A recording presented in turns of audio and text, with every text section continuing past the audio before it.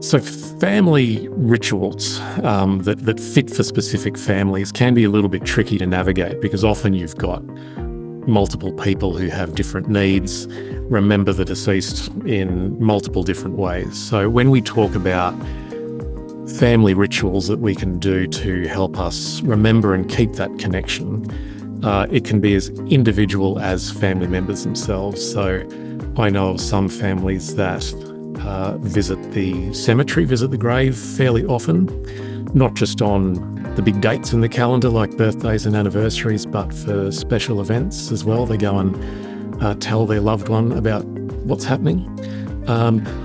Cooking and food is a really big one. So in the families that we see here at a friend's place, often there's a favourite cafe or a favourite restaurant or favourite food or favourite drink that their loved one loved to eat or drink.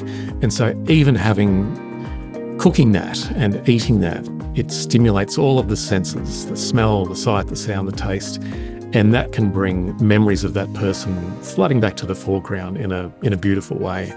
So it can really be as individual as families themselves. If there was a particular sport that Dad loved or a particular event or football team that he loved, going to those sorts of events can be quite a beautiful way of keeping that connection happening. And so they can be as individual as every family member. Quite often when children go through developmental stages, they hit puberty, they go to high school, they get their driver's license, they get a boyfriend or girlfriend, that can bring grief to the foreground.